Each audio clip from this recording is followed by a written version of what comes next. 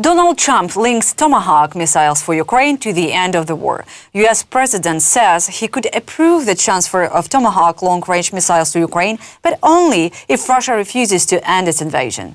He described the weapons as a serious escalation, yet hinted that Washington's patience with Moscow is running out. In recent days, Trump and President Zelensky have spoken twice.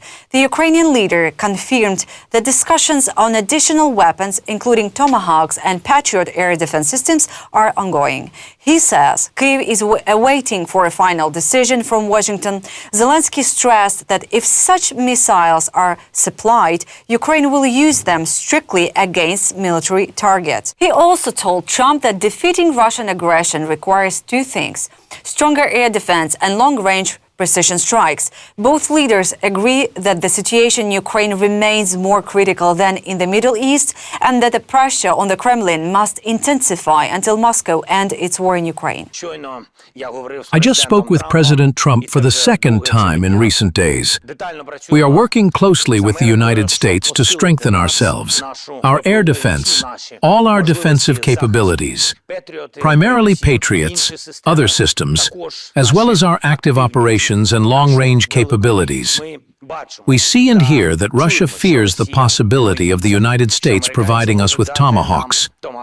It is a signal that this kind of pressure can be effective in achieving peace. At the same time, President Zelensky hopes that Donald Trump will put pressure on Putin in the same way that he did for the world in the Middle East. I mean, when you settle something that's been going on for 31 and 32 years, that's, in theory, a lot harder than setting, something that's been going on for 3 years. But this is a war going on for 3 years, should have never started. Frankly, I give Ukraine credit for doing so well. I mean, they're good fighters. They're very good fighters. I really think that President Putin would look great if he got this settled. And I think he's going to settle it, but we're going to see. And if he doesn't, it's not going to be good for him. The U.S. Navy prepares for a possible conflict with China. The United States is moving some of its most advanced warships and submarines to Hawaii, a major step in preparing for a potential confrontation with China. By 2028, 3 state-of-the-art Zumwalt-class destroyers, upgraded to carry hypersonic missiles, will be permanently based at Pearl Harbor, along with up to 3 Virginia-class nuclear submarines. The naval base is already being expanded to host and maintain these high-tech vessels. The ships will form part of America's Rapid Strike Force in the Pacific, cutting response times to the Indo-Pacific by several days compared with the deployments from the U.S. mainland. The Zumwalts are being modernized to carry the Navy's new conventional prompt strike hypersonic missiles and advanced radar and data systems. The Virginia Block V submarines will also gain capacity for up to 28 additional Tomahawk cruise missiles or 12 hypersonic weapons. Analysts say that by the end of the decade, at least 5 U.S. vessels equipped with these systems could be stationed in Hawaii, forming the backbone of the Navy's forward presence against China. Estonia shuts road near Russian border after unusual troop activity.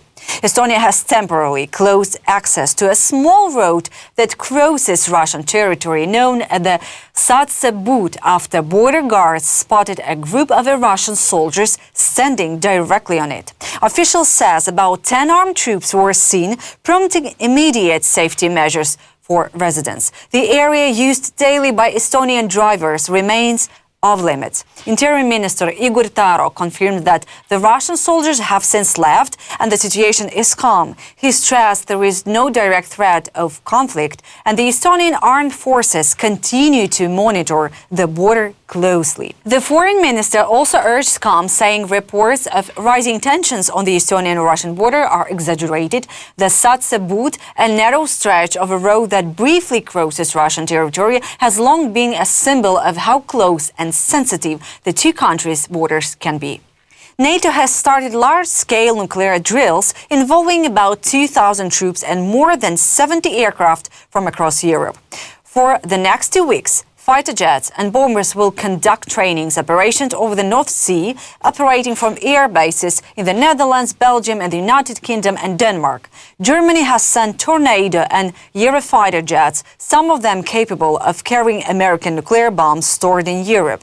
The alliance says the training is routine and not a reaction to Russia's recent air provocations. Officials stress that the goal is to test the readiness and reliability of NATO's nuclear deterrence. But the timing is sensitive. European diplomats have already warned Moscow that any further border or airspace violations could meet a direct military response. 7 hostages kidnapped during the Hamas attack of October 7, 2023 have been handed over to the Red Cross in Gaza, the first visible result of a fragile new truce that has finally brought a moment of relief to Israel after nearly 2 years of war. Crowds gathered in Tel Aviv's Hostage Square broke into applause as the news spread, waving flags and singing the national anthem while waiting for more families to be reunited.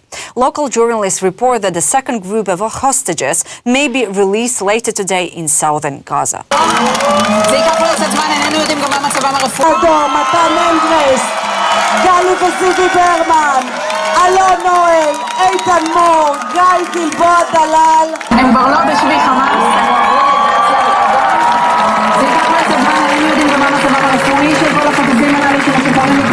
The breakthrough comes as US President Donald Trump arrived in Israel, calling it a special moment and saying the ceasefire he held broke between Israel and the Palestinian militant group Hamas is now taking effect. The deal includes the release of hostages, a pause in fighting, and initial steps towards wider peace efforts in the region.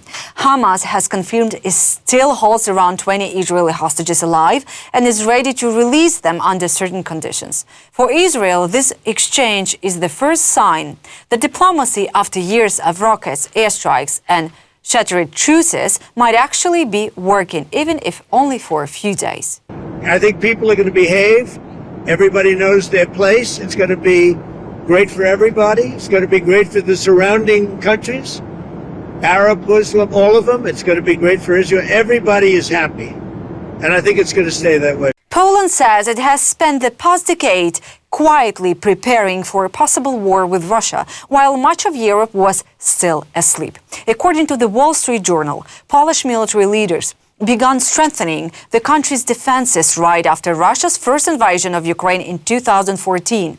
Since then, Warsaw has built what is now the largest army in Europe within NATO, with more than 400,000 troops and growing.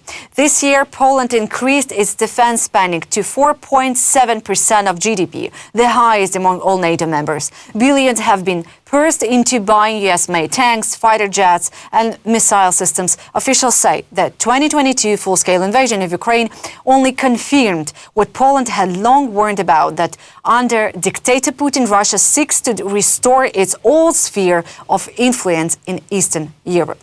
Now, while other allies are catching up, Poland sees itself not just as a frontline state, but also the cornerstone of NATO's defense in the East. That's all for now. For more content, please subscribe.